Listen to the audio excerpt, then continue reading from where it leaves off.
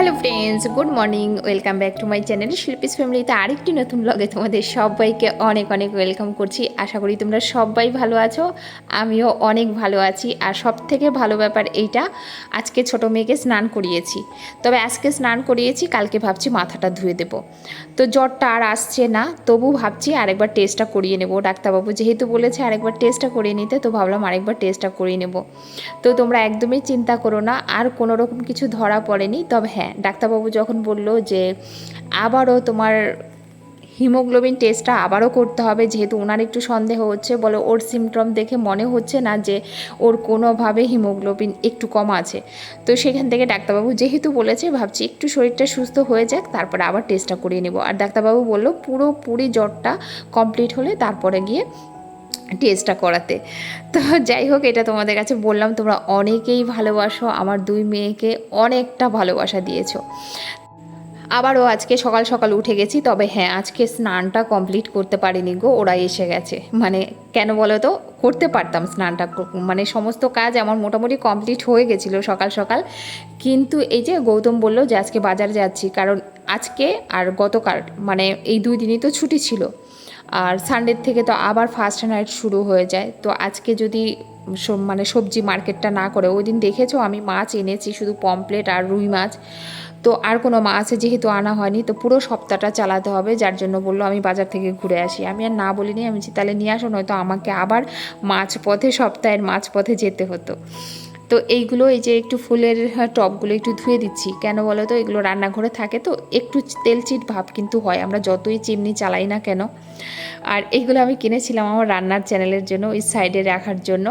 তো সেইগুলো এখনও রান্নাঘরেই আছে, তো মাঝে মধ্যে একটু ধুয়ে দিই। আর আমি কি বলো তো, এগুলোকে আর রোদে দিই না, এইখানে রেখে দিলে বাপরে বাপ, খড়গপুর যা তাপ না, এমনিই শুকিয়ে যায়, এমনিই শুকিয়ে যায় গো। এইভাবেই আমি বরাবর ধুয়ে রেখে দিই। অনেকে তো রোদে দেয়, আমাকে রোদে দিতে হয় না। এই যে এই বেলা ধুয়ে দিয়েছি, দুপুরের আগে দেখবো সব শুকিয়ে গেছে। তো সবগুলোই ধুয়ে দিচ্ছি। এটা তো দেখেছো ডাইনিং টেবিলে থাকে, আর এটা থাকে ফ্রিজের উপরে, আর ওই দুটো থাকে হচ্ছে রান্নাঘরে। তো এক এক সময় অল্টারনেট করেও রাখি, অসুবিধা হয় না। তবে হ্যাঁ, আর একটু সুন্দর দেখে দুই একটা কিনতে ইচ্ছা করছে, দেখি খুব রিসেন্ট কিনবো ভাবছি। তো এই যে এইগুলো সেরে আমি এই কাজগুলো এক্সট্রা কেন করছি জানো তো, এখনও পর্যন্ত বাজার আসেনি। বাজার থেকে আসার পরে মাছ টাছ ধুয়ে তারপরে রান্না বসাতে হবে। এখন যদি স্নান করে নেই, আবার আসলে পরে মাছ কাটবো, আবার আমাকে পুরো স্নান করতে হবে, যার জন্য আজকে স্নানটা আর হলো না। যাই হোক, উপরে ওরা কাজ করতে চলে এসছে, 9টার মধ্যেই চলে এসছে। আর আমি এখানে ভাতটা বসিয়ে দিচ্ছি সকালে, আর ভাতটা করে শুধু রেখে দেবো, আর কিচ্ছু আপাতত করব না। দেখি বাজার থেকে আসুক, কি কি নিয়ে আসে সেটা বুঝে তবে রান্নাটা করব। তো দেখো, একবারে দুপুরের ভাত বসিয়ে দিয়েছি, ভাবছি যদি একটু ঠান্ডা হয়ে যায় ওভেনে গরম করে দেবো। আর এইদিকে 8:30 বাজে, আর তোমরা জানোই 8:30 মানেই জল আসে। তো এই যে জল চলে এসছে, জলটাও ভরে নিই। আর এই জলটাতেও শুধু ভাত করা হয়, শুধু ভাত করি। আর এই জলটা দিয়ে ভাত করলে খুব সুন্দর হয়, জানো তো। আমাদের এই যে পাম্পের জল যেটা আমরা ট্যাঙ্কিতে ইউজ করি, এত ইয়েলো হয় না, এত নোংরা না, ভাবতে পারবে না। শুধু বাধ্যতামূলক সেটাকে আমাদের মানে স্নান করতে হয় স্টোর করে। তবে আমরা পারি আর একটা জিনিস করলে, আমার তো টাইম কল রয়েছে, তোমরা দেখেছো আমার একদম গেটের সামনেই ডাইন সাইডে। ওই টাইম কলের জলটা যদি আমি কোথাও স্টোর করে রাখতে পারি, সেটাকে আমি ট্যাঙ্কিতে পাম্পে তুলতে পারি কিন্তু, ইচ্ছা করলে। তো চলো, এখানে একটা বিস্কুট খেয়ে নিই, অনেকটা কাজ করেছি, একটু জল তেষ্টা পেয়ে গেছে।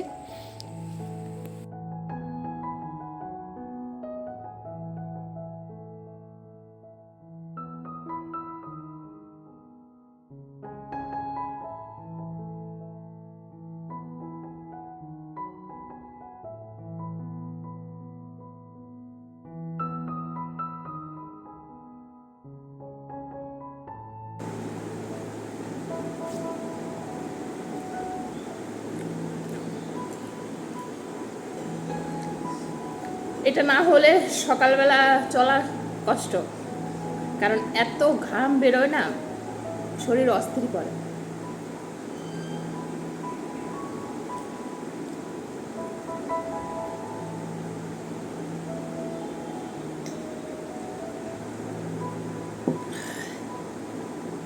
এক গ্লাস, আরেক গ্লাস।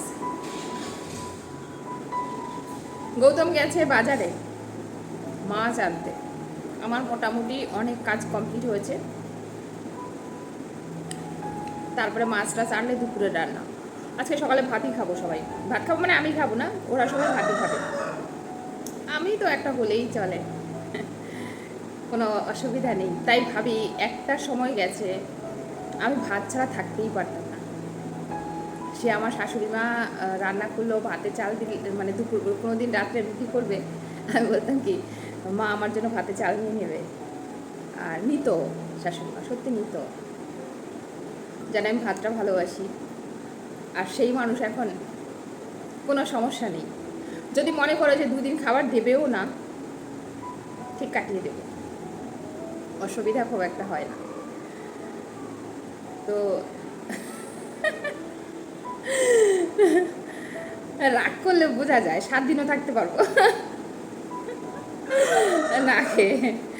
রাগ করলে 7 দিনও থাকতে পারবো না খেয়ে। তো দিদি বলে তুই কী করে পারিস, বলে আমি তো একবেলাই থাকতে পারি না। তো রাগ একদিকে, আমার ভাত খাওয়া আরেকদিকে, মানে খাবার খাওয়া আরেকদিকে। আর আমার রাগ হওয়া মানেই ওই রাগ একটার সাথেই, ভাতের সাথে। বোধহয় একটা সময় বেশি খেতে ভালোবাসতাম তো, যার জন্য। যাই হোক, সকালবেলা অনেক কথা বলে ফেললাম তোমাদের সাথে। কাজগুলো আস্তে আস্তে সারি, গল্প করলে তো আর হবে না, গল্পের সাথে টল্পটাও করতে হবে। তো টল্পগুলো করি। আর লোকগুলো আসবে আবার এক্ষুনি কাজ করতে। আর ওরা আসলে না একটু কেমন লাগে না, এদিক দিয়ে ওঠা নামা করছে সিঁড়ি দিয়ে বারবার। আর আমার মেয়েগুলো তো কি অস্বস্তি বোধ করে ঘরে কোনো কাজ হলে, খালি বলবো মা কবে শেষ হবে, মা কবে শেষ হবে। ছোটোবেলা থেকে আমাকে অনেকেই বলে, মানে ছোটোবেলা থেকে ওইভাবে খুব একটা নিয়ে বেরোনো হয়নি। তো কে বেরোবে বলো তো? গৌতম থাকতো ডিউটিতে, আমি সারাদিন কাজকর্ম, তারপরে দুটো মেয়ে, 3 বছরের ছোট বড়, বুঝতেই পারো। যখন বড়টা হয়েছে 3 বছরের মাথায় ছোটোটা হয়েছে, এবার ছোটোটাকে রেখে আমি বড়টাকে নিয়ে কোথায় ঘুরতে যাব? আর বাচ্চারা দেখবে 2-2.5 বছরের পর থেকেই রাস্তাঘাটে একটু মায়েরা নিয়ে নিয়ে হাত ধরে ধরে ঘোরে। আর আমার ওই সময়টায় আমার সৃজা হয়েছে, তো ওই সময়টায় সৃজা হয়েছে, তো সৃজাকে কার কাছে রেখে তারপরে আমি বড় মেয়েকে নিয়ে ঘুরবো। হ্যাঁ, তবে ওর কাকাইরা বিকেলে বিকেলে নিয়ে বড় মেয়েকে ঘুরতো, কিন্তু কাকাইদেরও তো কাজ ছিল না, ওই কাজের ফাঁকে ফাঁকে তো সবসময় হতো না। এটাই আর কি, হয়তো ওই অভ্যাসটাই রয়ে গেছে, যার জন্য হঠাৎ করে কারোর সাথে মিশতে পারে না, বা হঠাৎ করেই, তাও ছোটোটা অনেকটা পারে সবাই বলে, কিন্তু বড়টা পারে না। কী করবো বলো, সব ছেলে মেয়ে তো একরকম হয় না, বা সব কিছু অ্যাডজাস্টও করতে পারে না। সেটা মা হিসাবে আমাকে তো মানিয়ে নিতেই হবে। বাড়ির লোকের কথা ছেড়েই দিলাম, কিন্তু মা হিসাবে আমাকে তো এইটুকু মানিয়ে নিতে হবে। তো চলো, অনেক কথা সকালবেলা বলে ফেললাম। হায় রে, 5 মিনিট প্রায় এখানে। আর সারাদিন ব্লগিং করবো কি, টাইম তো বেশি হলে ভিডিও তো দেখতেও ভালো লাগবে না কারণ। চলো আবার পরে কথা বলবো। তো এই যে দেখো, মাছ নিয়ে চলে এসছে, মাছ এনেছে, ডাটা এনেছে, অনেক সবজি এনেছে, একটু একটু করে তোমাদের কাছে শেয়ার করব। তো এখানে এনেছে 2টো ইলিশ, খুব একটা বড় সাইজের নয়, তাও বলে 800 টাকা কিলো, মানে এত ছোট সাইজ তাও 800 টাকা কিলো। তবে জানো তো, ছোটো ইলিশ খেতে কিন্তু খুব একটা খারাপ হয় না, ভালোই লাগে মোটামুটি। আমাদের না ভাজাই ভালো লাগে, তরকারিটা খেতে পারি না। তবে হ্যাঁ, সর্ষে দিয়ে একটু করলে কিন্তু সবসময় তো অত রিস্ক খাওয়া যায় না। আমরা কিন্তু ঝিঙা দিয়ে, মানে আমার বাপের বাড়ি আমার মা কিন্তু ঝিঙা দিয়ে, বেগুন দিয়ে, কাঁচকলা দিয়ে, কুমড়ো দিয়ে, সব কিছু দিয়ে মা ইলিশ মাছ করে। কিন্তু এই বাড়িতে গৌতম খেতে চায় না, ওর শুধু সর্ষে দিয়ে পাতলা ঝোল করলে ওইটা ভালোবাসে, গাঢ় গাঢ় করলেও অপছন্দ করে না, আর হচ্ছে ভাজা। তো এখানে নিয়ে এসেছি ফ্যাসা মাছ, লোটে মাছ, আর নিয়ে এসেছিলো ইলিশ মাছ। তো ইলিশ মাছ 2 পিস ভেজে দিচ্ছি 2 মেয়েকে। আর গৌতম বলছে যে আমি এখন খাবো না, আমি একবারে দুপুরে খাবো, এখন আর আমাকে মাছ টাছ দিও না, আমার ইচ্ছা করছে না। তো এই জন্য ওদের 2 বোনের জন্য 2টো পিস ভাজলাম। আর এই যে মাছের তেলটা দিয়ে একটু কাঁচা পেঁয়াজ, কাঁচা লঙ্কা সাইডে দিয়ে দেবো। আমার মেয়েরা কিন্তু এটা সত্যিই খুব ভালোবাসে খেতে। ইলিশ মাছ এমনি খেতে চায় না, কাটা তো প্রচুর, বাচ্চারা দেখবে এই জন্য পছন্দ করে না, কিন্তু একটু বেছে দিলে, আর যদি তুমি একটু পেঁয়াজ কাঁচা লঙ্কা দিয়ে সুন্দর করে মেখে দাও, তাহলে কিন্তু ভালো খায়। তো ওদেরকে এই দিলাম মেখে টেখে, ওরা নিজের থেকে খেয়ে নেবে। আর এই যে এইখানে হচ্ছে গিয়ে আমি কি করছি বলো তো, ইলিশ মাছটা রান্না করব। নিলাম একটুখানি আদা, 1 কোয়া রসুন, নিলাম মানে অনেকটা পরিমাণে সর্ষা। আমাদের জন্য 4 পিস নিয়েছি, আর মায়ের ঘরের জন্য 2 পিস নিয়েছি। ভাই আর মা তো শুধু খায়, বাবা খায় না, তো ওই জন্য মায়ের ঘরে দেবো বলে, ওই জানি না মায়ের ঘরে এই বছর ইলিশ হয়েছে কি না, জানি না বলেই। তাছাড়া ইলিশ মাছটা যখন আমাদের ঘরে ফার্স্ট আসে, এই সিজনে ফার্স্ট এসছে, আর সেটা গৌতম বলে যে মাকে দিয়ে আসবে। তো সব সময় এটা হয়ে থাকে, আর আমারও ভালো লাগে।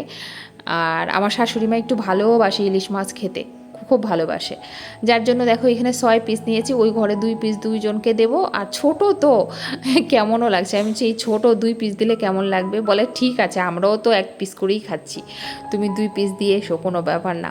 আর আমার শাশুড়ি মা খুব একটা তরকারি খেতে পারে না, একদম একটুখানি তরকারি দিবে নুন দিয়ে একটু মাখা মাখা করে তারপরে খায়, ঝোল টোল খেতে পারে না অত।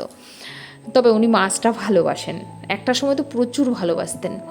তো আমি কিভাবে রান্না করেছি তোমরা অনেকেই হয়তো বলবে দিদিভাই ইলিশ মাছে পেঁয়াজ, হ্যাঁ তোমরা দিয়ে দেখো, তোমরা তারপরে বলবে যে কেমন লাগছে। সত্যি ভালো লাগে, ইলিশ মাছে পেঁয়াজ সত্যিই ভালো লাগে।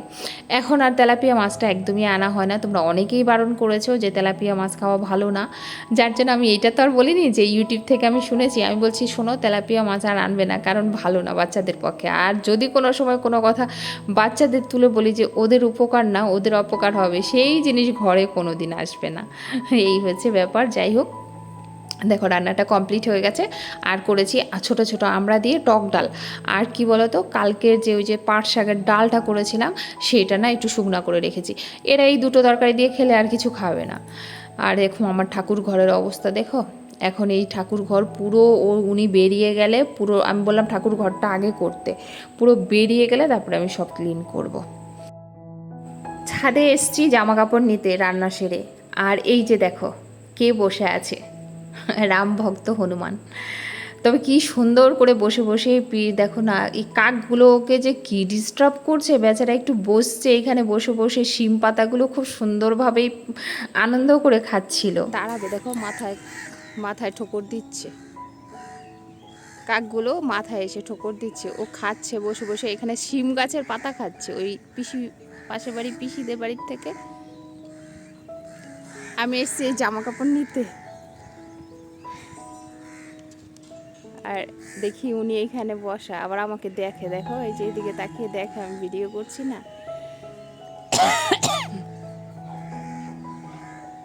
দেখো কতগুলো কাক এসছে ও এসছে বলে।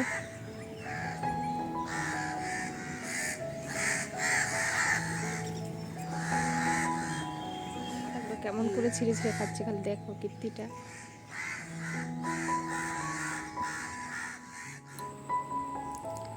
যাই হোক, ও আর এখানে বসতে পারলো না, কাকগুলো উঠিয়েই ছাড়লো, বেচারার মাথায় এসে ঠোকর দিচ্ছে, ইয়ে করছে, কি জানি কেন এরকম করছিল। আর এই যে জামা কাপড় এখন নিচে গিয়ে তারপরে একদম এখন হচ্ছে বিকেল, আর বিকেলবেলা গৌতম নিয়ে এসছে চপ, বলছে আমাকে একটু মুড়ি মাখিয়ে দাও, আর ওকে দেওয়া মানে আমাকেও একটু খেতে হবে। আমি ভাবছি একটুখানি ডায়েট করব, আর এইভাবে এত লোভ মানে চপ টপ দেখলে লোভ সামলাতে পারি না, একটু খেতেই হয়। তো এই যে গৌতমের জন্য একটু মুড়ি মেখে দিচ্ছি চপ দিয়ে, এখান থেকে বলছে তুমি একটুখানি খাও, বারবার বলছে একটুখানি খাও, বেশি না খাও একটুখানি খাও। তো ওই ছোটো বাটিতে আমি একটুখানি নিয়ে পাশে বসে বসে খেয়েছি। আজকে আবার তোমরা তো জানো ইন্ডিয়ার ফাইনাল ম্যাচ হচ্ছে, তো ইন্ডিয়ার ম্যাচ দেখছে, আর মেয়েরাও আছে, আর গৌতম, আমরা 4 জন মিলে এখানে বসে বসে ম্যাচ দেখছিলাম আর খাচ্ছিলাম। তো দেখি কে জেতে, আমাদের ইন্ডিয়ার তো আবার পরিস্থিতি খুবই খারাপ, হ্যাঁ ফাইনালে গিয়ে দেখবে সব সময় কী যে উল্টাপাল্টা খেলতে থাকে ওরা, সেটা আর বলার নেই। তো এই যে দেখো রাত্রে রান্নায় চলে এসেছি, আর আমাদের এই গৌতমবাবু ঘরে যেদিন থাকেন না সেই দিন আবার একটু এটা সেটা খেতে পছন্দ করেন, কারণ গ্যাস ট্যাসের চিন্তা করেন না, যেহেতু ঘরে থাকবে। বলছে একটু আলু তরকারি করো, একটু ঝাল ঝাল করে আলু তরকারি করো, সেটা দিয়ে রুটি খাবো, পাতলা পাতলা করে রুটি করবে, তাই বললো। এইদিকে আবার ছোটো মেয়ে বলছে মা আমি একটু ভাতই খাবো। গৌতম আবার বলছে ও যখন ভাত খেতে চাইছে ওকে একটু ভাত করে দাও, কারণ শরীরটা উইক, এখন একটু ভাত খেলে শক্ত হবে।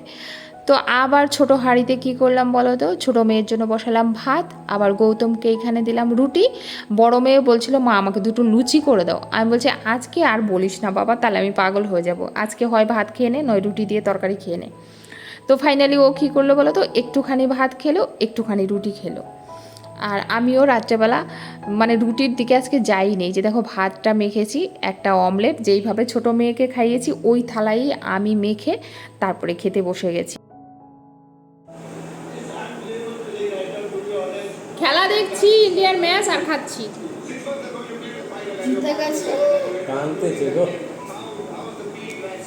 এতদিনের স্ট্রাগল, এত মোহাম্মদ সিরাজ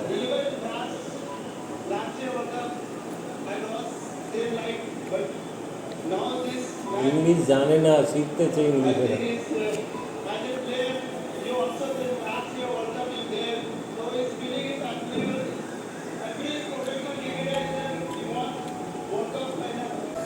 তো চলো খেতে খেতে আজকের ভিডিওটা এ পর্যন্ত এন্ড করছি। সবাই ভালো থেকো, সুস্থ থেকো, দেখা হচ্ছে একটি নতুন ভিডিওর সাথে। টাটা, গুড নাইট, শুভরাত্রি। এই যে